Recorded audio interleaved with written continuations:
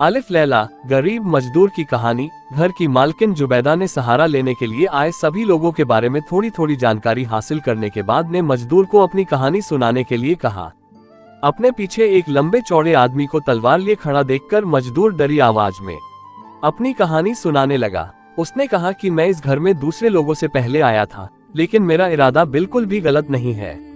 मैं बस हर रोज की तरह सुबह सुबह काम की तलाश में बाजार के लिए घर से अपनी टोकरी लेकर निकला था। बाजार पहुंचने के बाद अपना खर्च निकालने के लिए मैं इधर उधर काम ढूंढने लगा। तभी वहां आपकी बहन अमीना मुझे दिखी। जैसे ही मैंने उनकी तरफ देखा, उन्होंने मुझे इशारे से बुलाया। मैं भी काम की उम्मीद में उनके पास चला गया। फिर अमीना ने मुझे कुछ सामान दिया और अपने साथ चलने के लिए कहा। वो मुझे सबसे पहले एक जूस बेचने वाले के पास लेकर गई। उससे उन्होंने काफी देर तक बातें की और मैं बाहर खड़ा उनका इंतजार करता रहा। कुछ देर बाद अमीना ने जूस बेचने वाले से काफी सारा जूस खरीदा और मुझे उसे उठाने को कहा। उस जूस को जैसे ही मैंने उठाया, उन्होंने मुझे आगे चलने को कहा। फिर अमीना मुझे सब्जी बेचने वाले के पास ले गई।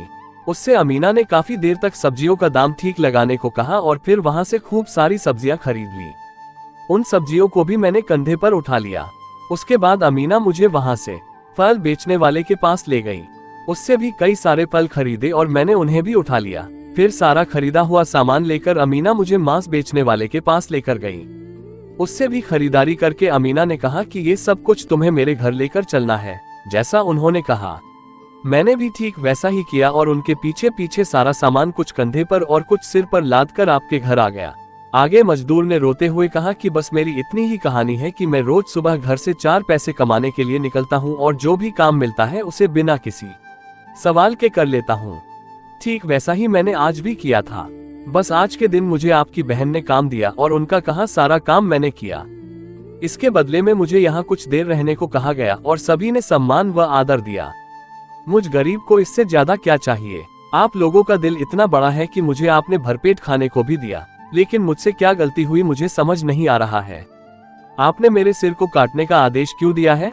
अगर कोई गलती हुई है तो मुझे माफ कर दीजिए। मैं आपका दिल नहीं दुखाना चाहता था। मेरे सिर के ऊपर से तलवार हटवा दीजिए। मजदूर की बातें सुनकर जुबैदा बोली, मुझे तुम्हारी बातों में सच्चाई नजर आ रही है। अब तुम यहाँ से चुपचाप चले जाओ और दोबारा लौटकर मेरे सामने मत आना।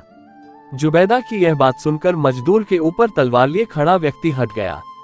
ये सब देखकर मजदूर खुश हुआ क्योंकि उसकी जान बच गई थी। उसके बाद मजदूर जुबैदा से कहने लगा कि वो कुछ देर और वहां रुकना चाहता है ताकि वो फकीरों की भी कहानी सुन सके। मजदूर को जुबैदा ने किनारे में चुपचाप खड़े होने का इशारा किया। उसके बाद जुबैदा ने पहले फकीर को कहानी सुनाने को कहा। पहले फकीर की क्या कहानी है जानने के लिए अगली स्टोरी पढ़ें।